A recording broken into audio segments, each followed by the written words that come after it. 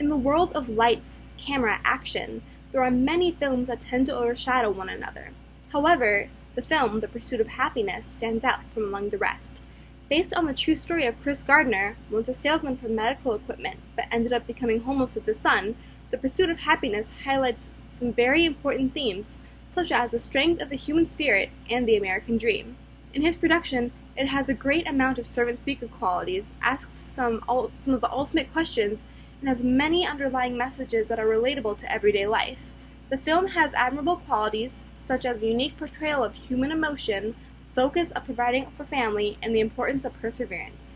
Although there are Hollywood tweaks that can take away from the realness of the film, it overall is a movie that really stands out from among the rest. There are a few media literacy questions that go along with the movie. For instance, what is the significance of the movie title? The movie title, The Pursuit of Happiness, misspells the word happiness. Towards the very beginning of the movie, Chris Gardner stops by to drop off his son and complains to one of the janitors that happiness is spelled wrong. Then towards the end, when Chris gets the job as a broker, he mentions that in this part of his life, it was happiness. The title is misspelled, possibly due to the fact that his pursuit in happiness was not going well, but towards the end, he truly found happiness in his own way. According to the article titled Finding the Why in Happiness, it states that as to why he spells happiness with the Y, Gardner explains that it is because only you are responsible for your happiness.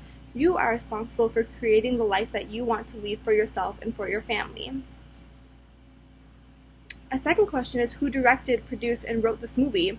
What is his/her worldview? The Pursuit of Happiness was directed by Gabrielle Musino. It was produced by numerous people including Chris Gardner, David Alper, James Lasseter, John Blumenthal, Louis D'Esposo, Mark Clayman, Steve Tisch, Teddy Z, Todd Black, and Will Smith. The writer of the movie was Steve Conrad. The overall worldview that each person had a great emphasis on family and perseverance. There was a lot of emphasis on the human strength. It was really about the American dream and controlling your own happiness. It tends to root a little bit more in existentialism and individualism. The synopsis of the movie begins with Chris Gardner, who lives with his girlfriend Linda. He attempts to make a living by selling different medical devices. However, he invests too much on one of the devices and is unable to sell it. Tensions rise and Linda leaves him.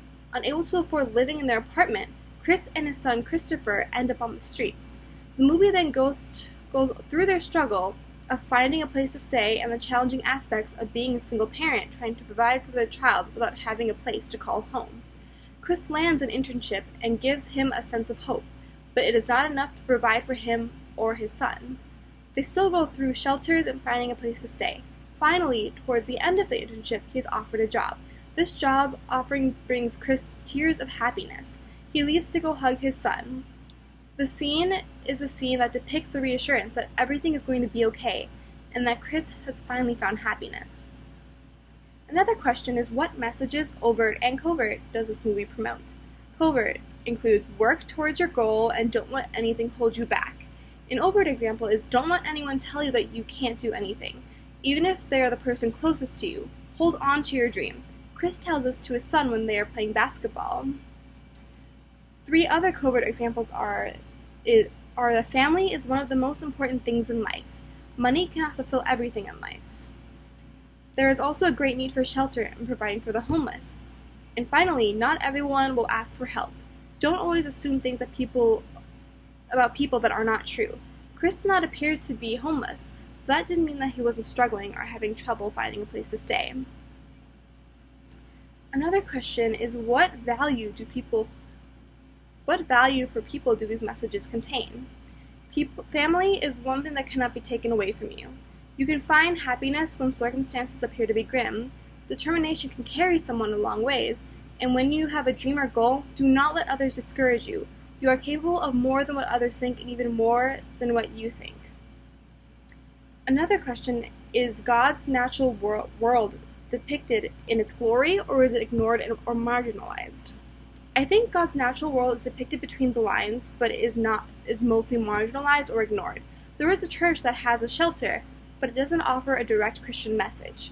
However, there are themes of Christianity, such as a father's love for his son, but there is not much about glory as there is about the struggle and the human strength of going through that struggle. A final question: is the movie artistically well done, or is it imitative and plastic? The movie is artistically well done. It has real-life issues that are highlighted and do not appear to be plastic. The tears and emotions are very raw and appear to be very real, giving it a great artistic feel. The movie was less about performing and more about conveying true human emotion. Since this film is based on a true story, there are many elements of realism.